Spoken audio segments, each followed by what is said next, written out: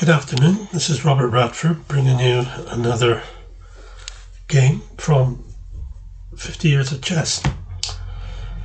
In 2007 I took part in the Steve Boniface Memorial Tournament. Steve was a really nice guy. I knew him well. We went to Germany together with a team of players to play the German chess team that arranged what they call an inter-chess tournament that would be held. This was something that was arranged when World War II ended and was kept going, and is still kept going, I believe, even up to today. I'm not sure, but or at least way back. I think we went there in 1997. It was great. It was really great, and Steve was a great guy.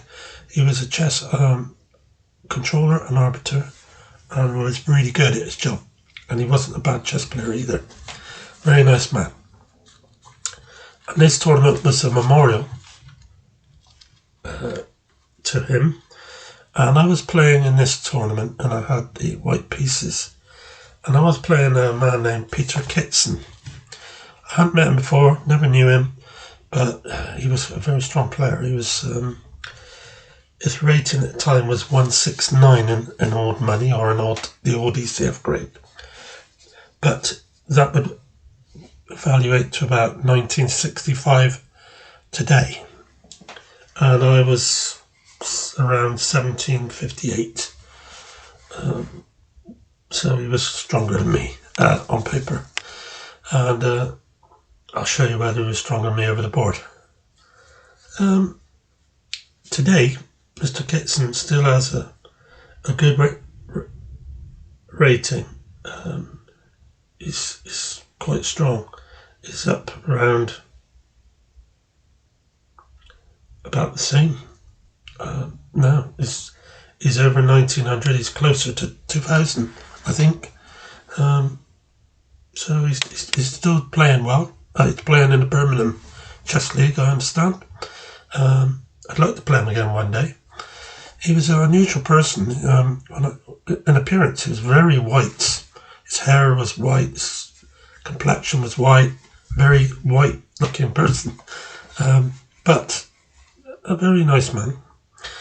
Now, this game began, and it's quite a long one, so please bear with us.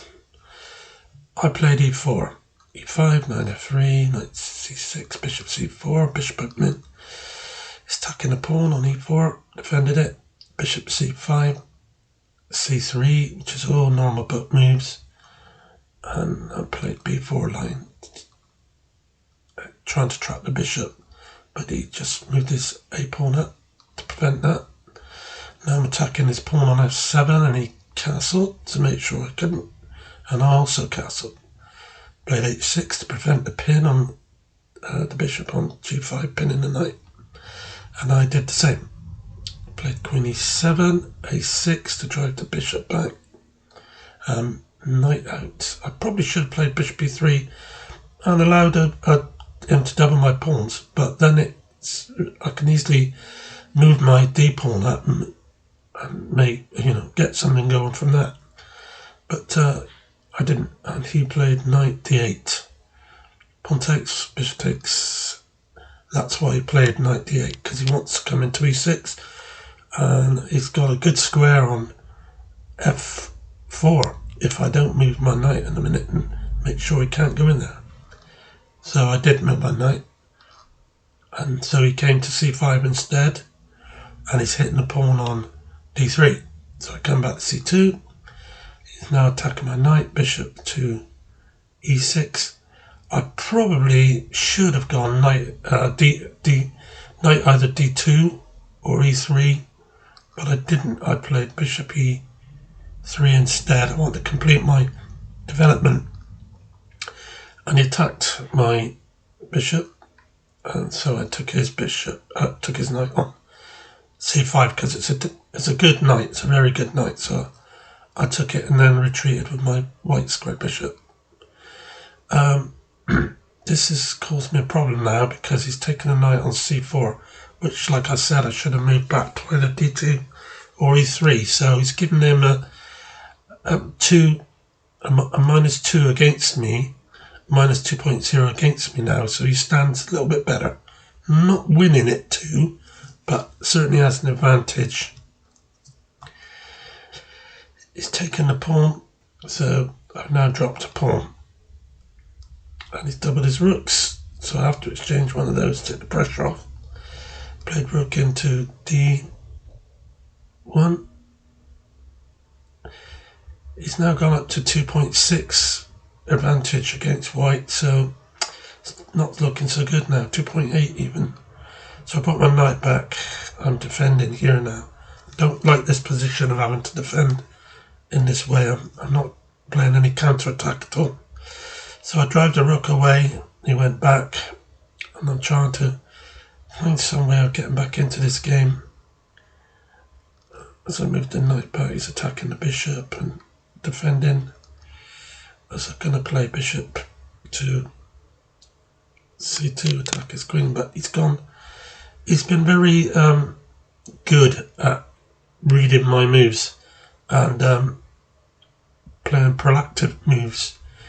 Preventative moves before it actually happens, which is always a sign of a good player.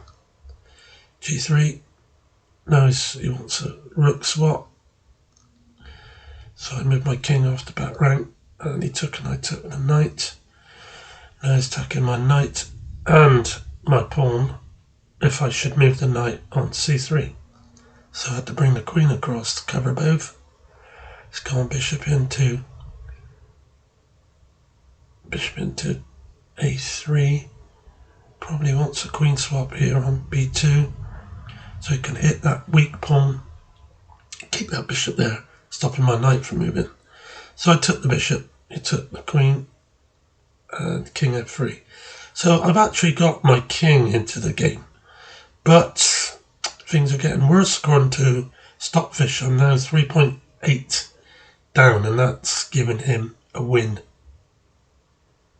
He still has that extra pawn, so his queen's very active as well. He was threatening queen h1 check, which would have won at the h pawn. So I moved my king back, and he's gone queen into e1 now. And now he's increased his Stockfish chances to 4.1. That is a stone cold win. f3. So I'm hanging in there, but I'm not very optimistic. He's gone back with the knight. He's trying to come into c5, which is a great square for him. So I move my bishop back because he's going to attack it anyway, because he's after to come in where he can. So I put the bishop back now with the queen. Now he's offering me knight for bishop. Do I have any choice? Don't think so. But the last couple of moves, what looked to be good, are a bit superficial because he's gone down to 2.8 on his Stockfish chances of beating me. So queen takes a4, queen takes bishop, and now I get some counterplay at last. Now I'm considering queen to c4. Queen to c8. Not to, with your plan to go queen f5 check, and I should get a draw, because if he plays g6, I can take the f pawn, and it will be a draw. So that's what I did. But our friend here is not someone to miss this. He's really good at seeing what you're trying to do and put a stop to it. He played queen a2, which I was really hoping he wouldn't do. And after the check, picks up the c pawn, and he's covering that pawn on f7. So that just about killed my chances of getting a swindle with a perpetual check. And I'm also 2 pawns down. But I took one back on a7. No, yeah, he's staying with this f pawn. He's decided that's more important. And looking at it now, It was the right thing to do. So I move my king up, and he's pushing with his centre pawns. Pawn takes, pawn takes. This is tough for me. Very, very tough trying to get back in this. But I've got him down to 1.9 now. So his large 4-point plus chances of beating me is now restricted to 1.9. Now it's down to 1.3 after that move. So that wasn't a great move.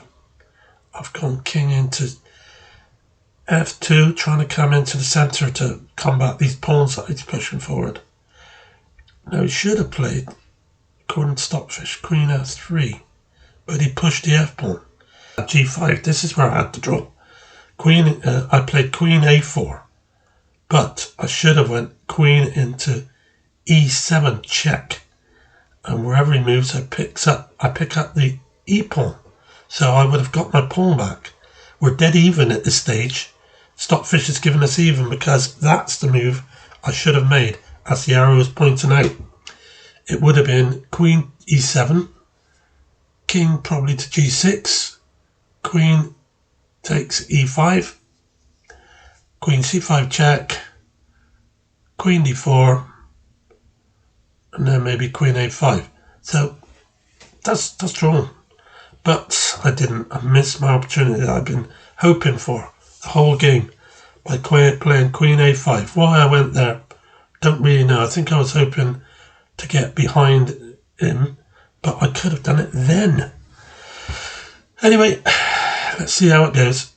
He played e4, pawn takes, pawn takes.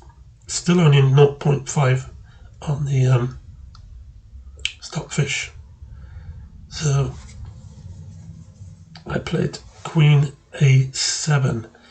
This prevents him checking me on the diagonal, but it can take queen c6.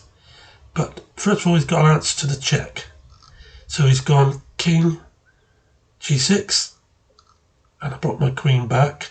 So I'm kind of holding, but I've gone to 0.46 again.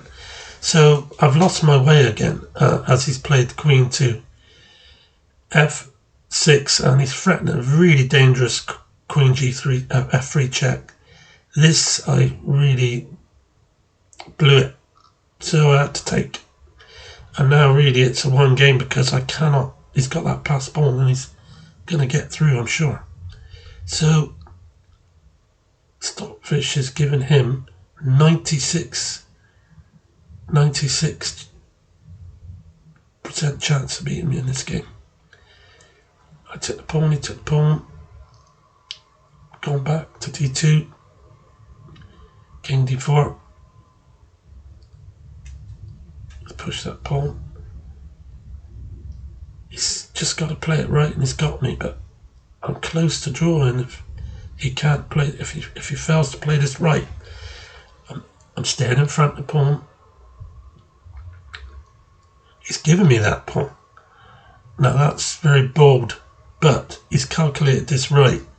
After staying on the same file as me, he's going to get across there, I'm sure. King f2, I thought for a second he'd blown it and given me a draw, but if you look at this, we've reached what's called Zugzwang stage. German word meaning nowhere to move. Wherever I move, I lose. Now here, he plays very cleverly, and I have to move away from that f3 square by going back. And when he goes there, I've got one more chance to defend until he goes king f3, and that's it. I have to move my king away, and he will take both those pawns. And here I resign. I was disappointed because I didn't realise at the time that queen e7 would have got me the draw I so really needed in this tournament to try and finish with 50% against very strong opponents. I had one win and one draw, two draws, one win, and that was it. So thanks for watching this game. I hope you enjoyed it. He was a good player. He's a very good player, very accurate most of the time, and he was, like I said, he was very good at making sure that he stopped anything I was trying to do. And I've met a lot of players who play this way, the higher rated players. They're very good at it. So thank you for watching. I hope you enjoyed this game, and I'll see you soon.